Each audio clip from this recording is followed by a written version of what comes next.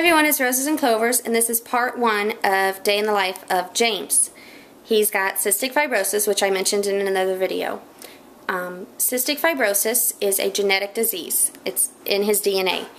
It affects his respiratory and digestive systems. The lungs have a habit of building up really thick mucus, which he cannot get rid of on his own. And then, of course, germs love it and grow there. He's had all kinds of pneumonias and infections, staph, strep, all kinds of big bad bugs in his lungs over his life. And he was just in the hospital with a staph infection. So, and he was also diagnosed with cystic fibrosis related diabetes. And this is actually very common. His pancreas is damaged. It does not work. He already takes digestive enzymes, which is what your pancreas produces, with meals, every meal, because his pancreas does not release them. I think they're in there, but the tubes and stuff are blocked with mucus. So his body does not release the digestive enzymes that you need to absorb food and nutrients and vital things from your food. So it only makes sense that it would also have issues releasing insulin, which the pancreas is also responsible for producing, because insulin is what converts the sugar in food to energy for your body to use. So his pancreas is damaged and he has cystic fibrosis related diabetes. Now type 1 diabetes, the body cannot produce insulin. Type 2 diabetes, the body cannot use insulin produced by the pancreas. With CFRD, he cannot produce or use the insulin. Now, a big difference between type 1, type 2, and CFRD is he will always be diabetic, but he may not always need the insulin. He may only need it when he's sick and fighting infection, which he currently is, because then your body just kind of, you know, that's my official technical explanation of that. So he's already, after a week of being in the hospital on IV antibiotics and getting his glucose tested several times a day and getting his insulin, they've already reduced his insulin from 2.5 units to 2. So the doctor says it's totally possible that he may wean off of it as time goes by. His body needs to heal and adjust. But he may wean off of it and then really only need it when he's sick, and we'll be able to monitor if he needs it or not, because we will continue to test his glucose. So currently he is getting insulin every night. He's only getting a background insulin is what it's called. He doesn't need it before meals. The doctor said in a few years he may need it before meals, like type 1 diabetics. Right now he only needs the background insulin to just kind of help keep things chugging along. Okay, so I'm in the kitchen, and I'm going to show you some of his meds that are in the kitchen. Okay, so this is the medicine cabinet. Dun, dun, dun. Okay, so here's all his good stuff in here. Okay, there's Band-Aids for his testing. There's a giant box of alcohol swabs back here, but I just pulled out several packets to have on hand. Gotta be clean. His honey, he takes his enzymes. These are his digestive. You know what? I have a brown bottle in here that you can actually see. Here we go. These are his digestive enzymes. We open these capsules and he eats them on honey. And this is what his body uses. His body, because the pancreas doesn't work. Everything's falling out. Sorry. This is an appetite stimulant that he takes. These are, people with cystic fibrosis have a specifically hard time absorbing the vitamins A, B, D, E, and K. And these just happen to also have zinc in them. So there's that. My big bottle of hand sanitizer. This is a big box. Sorry. This is a big box of his insulin needles. Here's one. But I only have a few out. This is a glucagon. This is what we need if he, blood sugar should get so low he passes out and cannot take anything by mouth to shoot it back up. You know, you've seen diabetics take juice or something. This is a glucagon for emergencies. Should he pass out from his blood sugar getting so low, we will of course call 911 and give him a shot of this in the leg. If it does get low, but he's not passed out, he takes these glucose tabs, which will shoot it up. I will have a pack of these in my purse for when we're out and about, because that's easier than carrying around a thing of, you know, apple juice. And then here's his monitor, for which you will see later, because we will test his glucose in a video later. And then his insulin and his antibiotic is in the fridge, but you don't need to see that. Okay, so then we're going to go to his bedroom so you can see how his bedroom is set up. And used to be, before we moved into this house, he didn't have his own room and all his equipment was all over the house. So it's nice that it's all in one room now. This is his chair. Isn't it adorable? This is his vest that he wears. You will see that later. It shakes him up to help loosen up the mucus in his lungs. Here is his breathing mask that he takes his inhaled medications through. He's on Zopanex, and he was on Pulmicort, but we don't take that anymore. So really, right now, the only thing he gets through here is the Zopanex.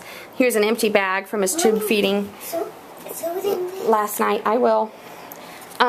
This is his tube feeding that he gets. He takes this 3 cans of Peptamen Jr. through the tube in his hole. Show him your button. Right there. See, that goes in there, and he gets a drip feed throughout the night because he can't. Oh, he needs. Wait. He needs massive calories, tons of calories, and there's no way he can eat all the calories he needs. So I said he was on Pulmicort, but he's not on that anymore. Now he is on Flovent, which is an inhaled steroid. He takes 2 puffs through, hold on, this gadget. You put the inhaler on this end, and then he inhales 7 breaths because he can't use an inhaler yet. And then, see, here's his, on the back of his door, equipment, extra equipment and meds. He has extra equipment and meds up there. No. Yes, James. No! They will see that later because they're going to see us hook you up tonight. Yeah. Okay, come here. Okay, and then James is going to show you something else that has to do with his diabetes. He is going to help. Okay, this is Rufus. Okay, and James is going to help explain about Rufus. Okay, so what does Rufus have? Diabetes. Diabetes. Yes, okay. What are Rufus's patches for? What are these for? Where do you take your poops? Where he gets his finger pokes to check his sugar. Show us his other patches. Right there, one right there. And right in the background, and his bum. Mm-hmm. And where else? in your tummy. And in the tummy, okay. And these are all places where James can also get his insulin shot. James can get him in his thighs, the back of the arm, in his stomach, or on his bum. He prefers not to have him in his bum. We have not done that yet. So, Rufus actually gets insulin shots. And what's the first thing we do? Wipe. You wipe. So this is something James needs help with, obviously, because he's just a little 5-year-old boy. But this is something that helps him. Oh, he's a big 5-year-old boy. But this is something that you just rip this part out. Just pull it out. There you go. That has helped him since I gave it to him in the hospital with the whole getting shot thing. Well, we're not testing his glucose right now. We're going to give him a shot.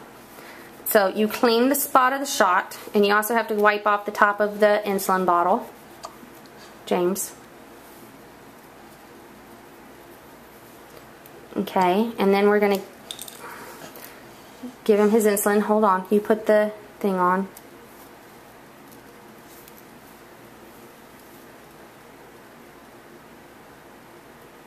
Okay.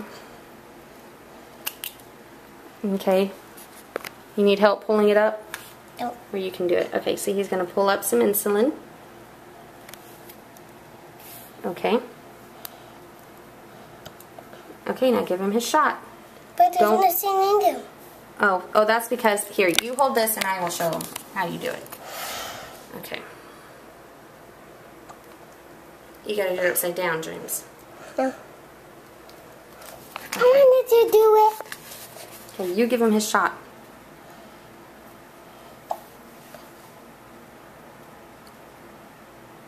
One, two,